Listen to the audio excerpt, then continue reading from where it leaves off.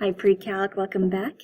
We are going to be starting to look at the slopes of tangent lines today. So this is really starting to dig into some of calculus. So calculus has two branches, differential and integral. Differential answers the question how fast, which has everything to do with slope, and integral answers the question how much, which is very much related to area. So we're going to be diving into this a little bit today, as well as the next couple lessons. But of course, pause on the screen, you know what to do from here.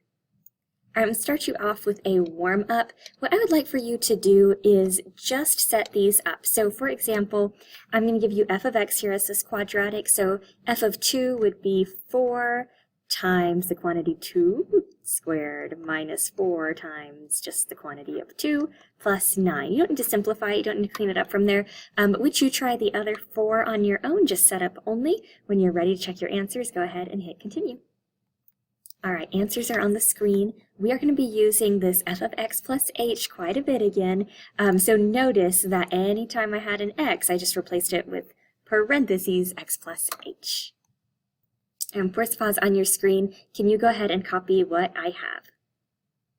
Okay, we are back. So what I've done is I've taken just this generic function, I'm going to call it just y equals f of x, and I picked 2 points.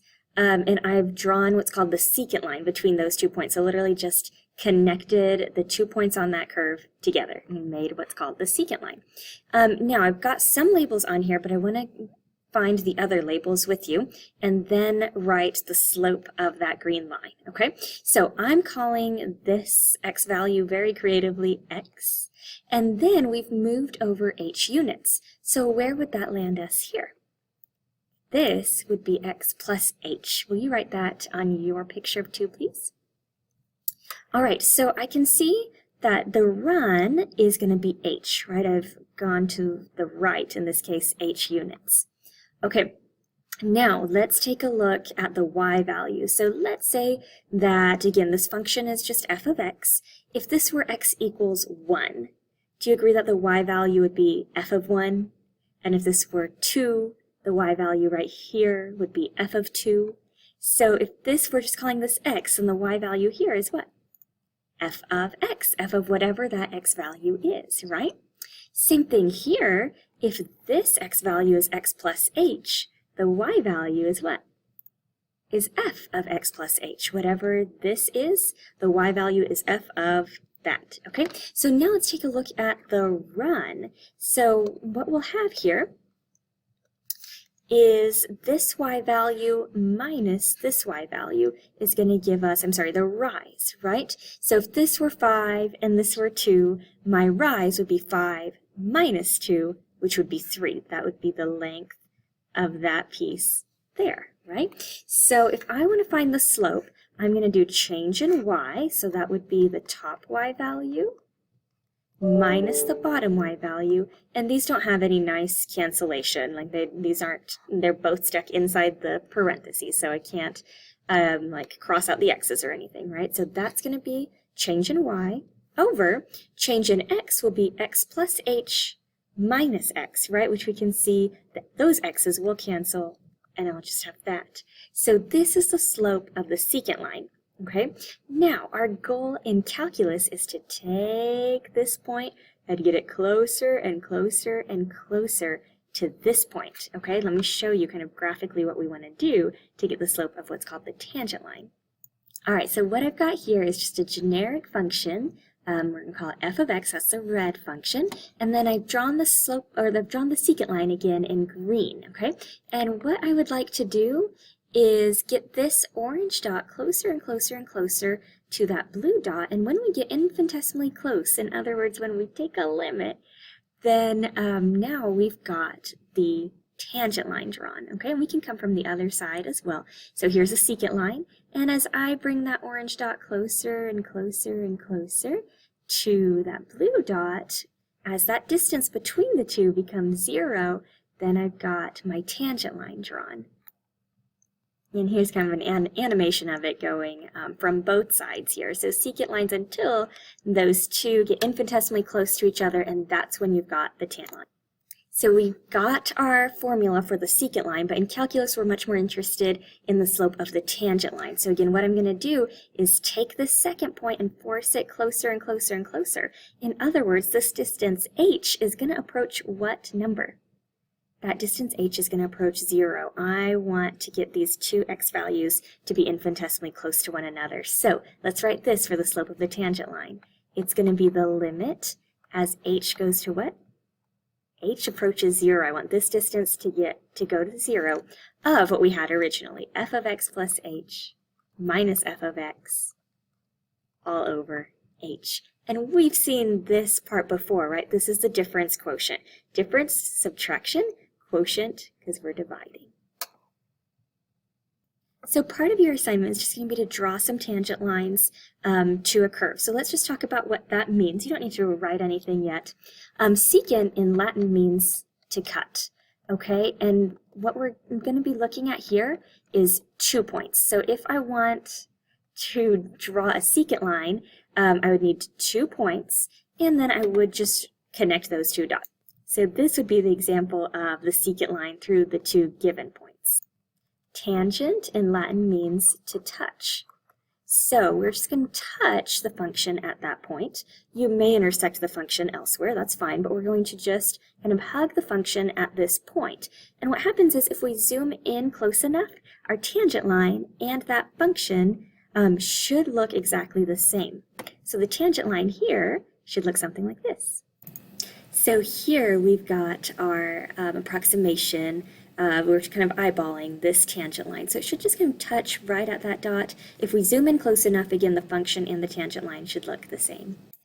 So again, let's kind of experiment with this a bit more. I've got a nice cubic function here, and what I'm going to do is see if I can draw the tangent line at the 3 indicated points. So one really nice way to do that is to zoom in enough until your function looks linear, and then see if you can approximate the slope that way. And then that'll be my slope, and I can use point slope form to write the equation of the line from there. So let me zoom in kind of on this blue point first. I'm going to zoom in until I start to lose any curvature and it looks linear. What do we think? Does that look nice and linear now? Looks good to me too. Okay, so let's now count the squares to figure out at least an approximation for the slope. So if I start here, I go up 1, 2, 3, 4, to the right 1. So I'm thinking that this has a slope of what?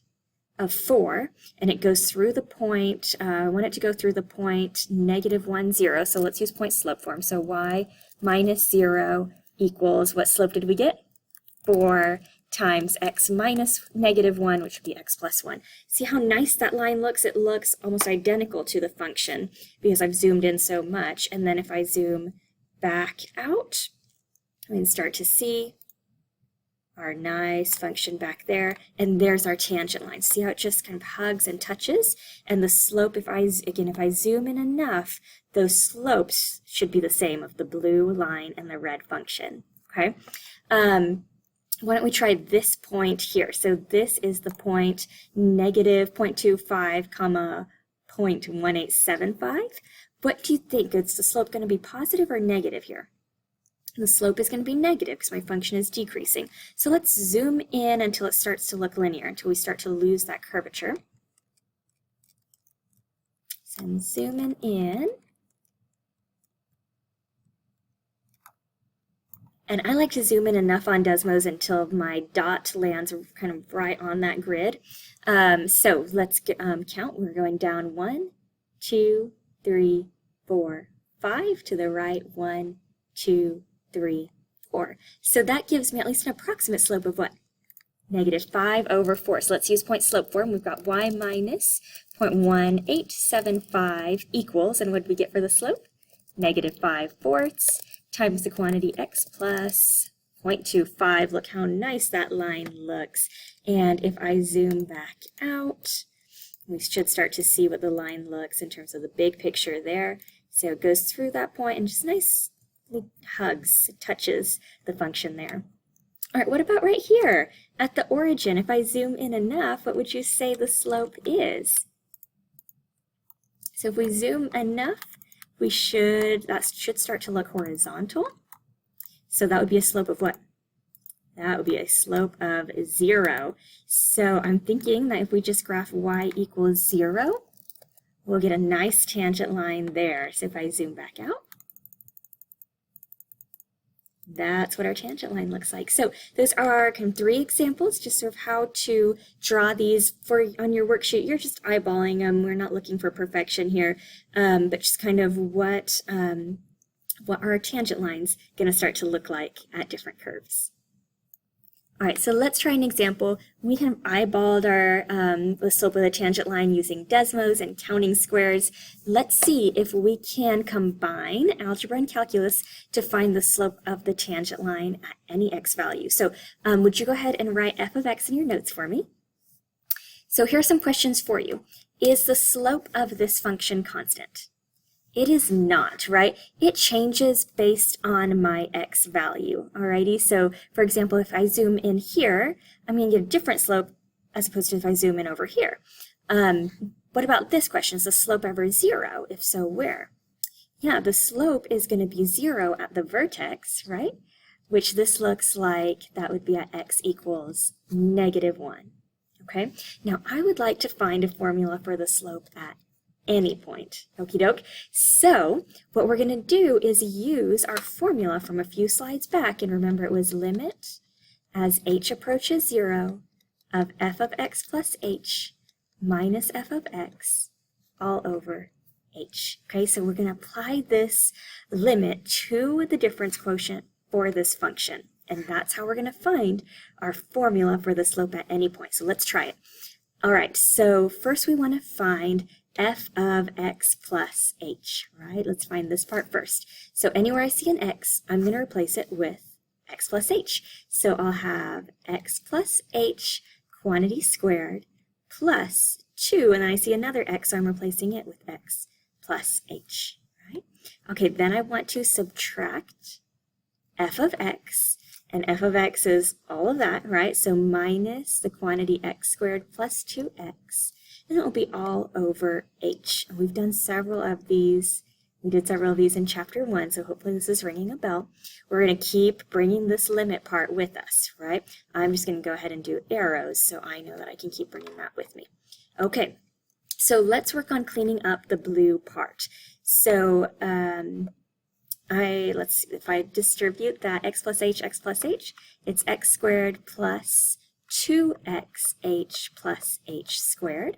Distributing the 2 here, I get plus 2x plus 2h.